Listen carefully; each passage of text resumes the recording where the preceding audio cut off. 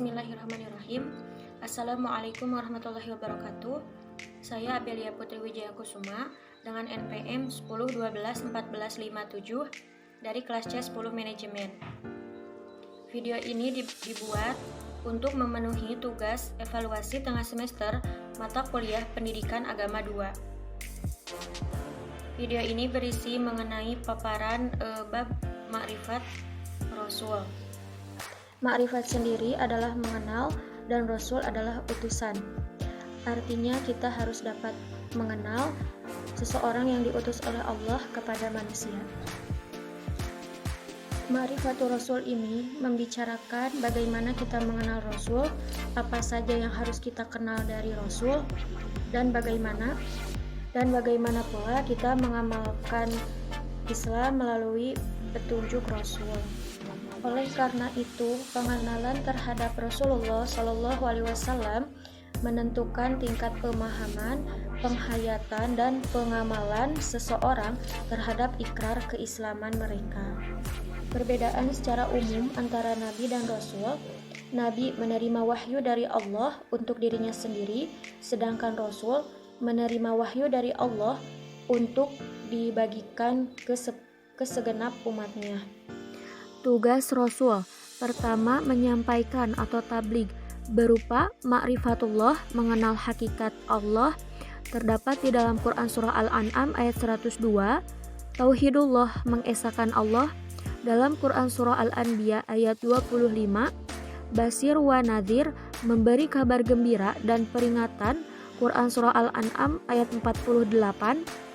Yang kedua, mendidik dan membimbing dalam memperbaiki jiwa dan membersihkan serta meluruskan dari hawa nafsu dan sifat-sifat tercela, dalam Quran Surah Al-Jumu'ah ayat 2. Meluruskan akidah serta fikrah yang menyimpang dari Islam, terdapat dalam Quran Surah Al-Baqarah ayat 213, dan memimpin umat dengan menjalankan metode Rabbani, terdapat dalam Quran Surah Shad ayat 26. Untuk sifat-sifat Rasul diantaranya jujur, sidik atau benar, amanah dapat dipercaya, tabligh menyampaikan, fatonah cerdas, dermawan dan malu. Itulah tugas Rasul dan sifat-sifat Rasul. Pentingnya iman kepada Rasul. Iman kepada Rasul merupakan salah satu rukun iman yang kedua.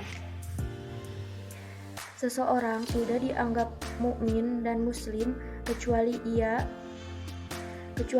beriman bahwa Allah mengutus para rasul yang menyampaikan hakikat yang sebenarnya dari agama Islam, yaitu tauhidullah. Beberapa kewajiban kita kepada Rasulullah: membenarkan apa yang dibawanya, mencintai para pencintanya, menghidupkan sunnahnya, menolong dan membelanya, serta memperbanyak sholawat kepadanya, mengimaninya, mencintainya, serta mewarisi risalahnya.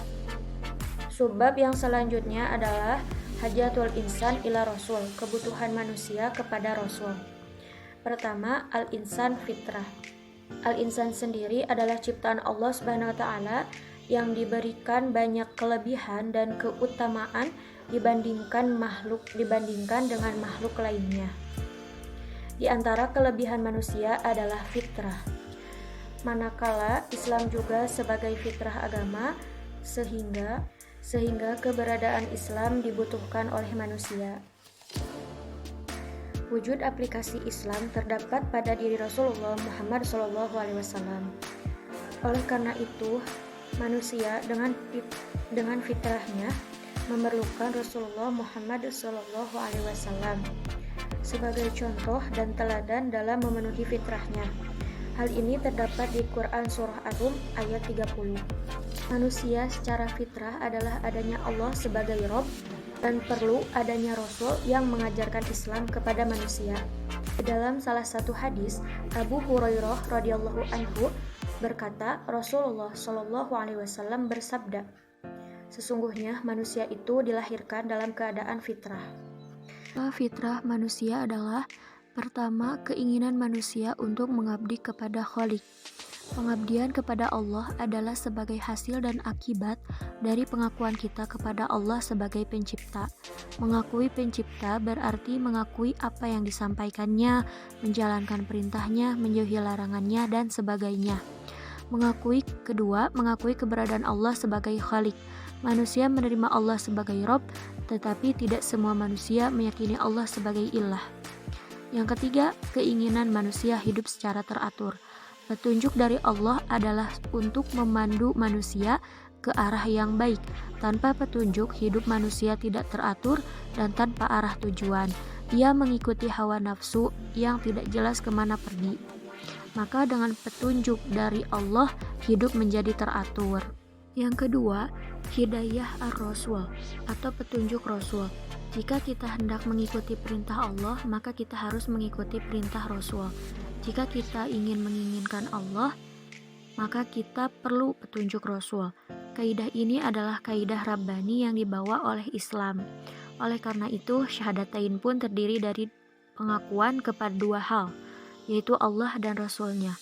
Mengikuti petunjuk Rasul berarti kita mengikuti jalan agama Allah yang memiliki langit dan apa-apa yang ada di bumi ini. Jika mencintai Allah, maka ikuti Rasul. Seperti dalam Quran Surah Al-Imran ayat 31 berikut. Petunjuk Rasul digunakan untuk A. Ma'rifah al-Khaliq, mengenal pencipta. Petunjuk yang digunakan Rasul untuk mengenal Allah. Mengenal Allah juga dapat dilakukan dengan cara memperhatikan dan membayangkan alam penciptaannya. Allah menciptakan segala sesuatu tidak dengan sia-sia. Segala sesuatu yang diciptakannya berguna bagi manusia yang berakal. Seperti dalam Quran Surah Ali Imran ayat 191 di bawah ini. Untuk kegunaan petunjuk Rasul yang kedua, yaitu panduan hidup. Panduan hidup melalui Islam harus diamalkan mengikuti teladan kita kepada Rasul. Islam sebagai adin yang Allah ridhoi memberikan pedoman hidup yang sempurna, sehingga dengan mengikuti pedoman yang diridhoinya akan mendapatkan keridhaan Allah.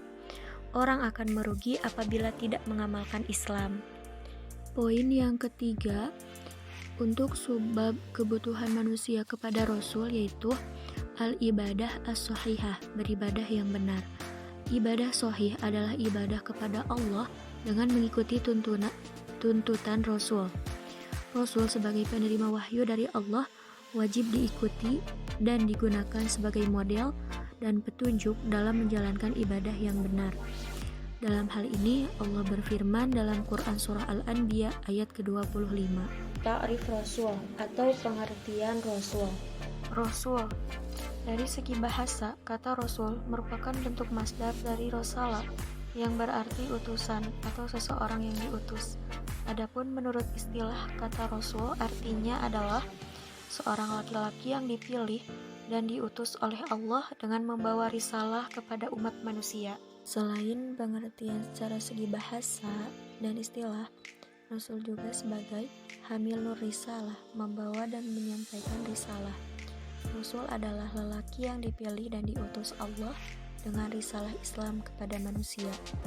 Mengenai hal ini, Allah SWT berfirman dalam Quran Surah Al-Ma'idah ayat 67 berikut. Ayat ini memerintahkan kepada Nabi Muhammad supaya menyampaikan apa yang telah diturunkan kepadanya tanpa menghiraukan besarnya tantangan di kalangan ahli kitab, orang musyrik dan orang-orang fasik. Sebagai qudwatu fi tatbiqir risalah, teladan dalam melaksanakan risalah, menjadi qudwah atau contoh atau teladan bagi umat manusia dalam melaksanakan ajaran atau risalah yang dibawanya.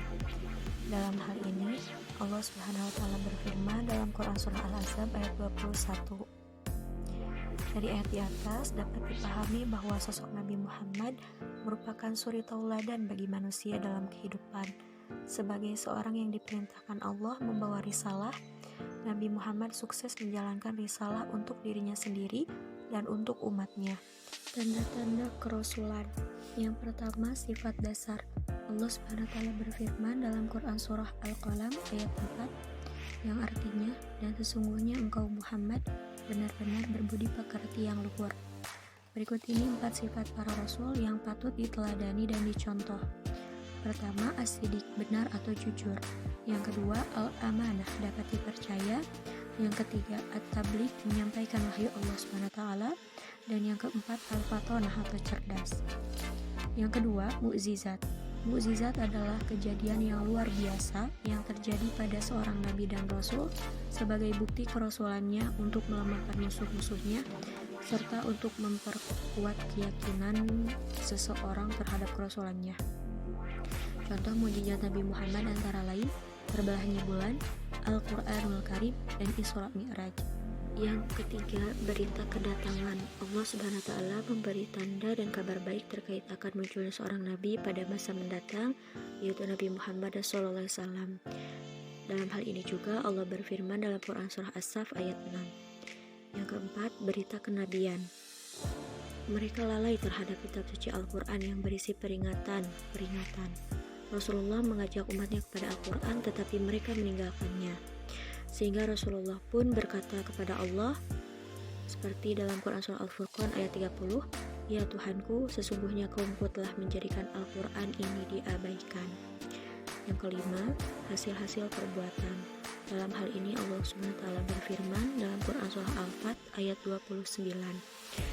Dan beberapa hasil perbuatan atau misi Rasulullah antara lain terbentuknya umat terbaik seperti dijelaskan dalam Quran surah Ali Imran ayat 110, tersebarnya Islam ke seluruh penjuru dunia dan kokohnya Islam sekalipun umat Islamnya mundur. Alhamdulillahirrabbilalamin. Wallahu a'lam bishawab. Terima kasih. Wassalamualaikum warahmatullahi wabarakatuh.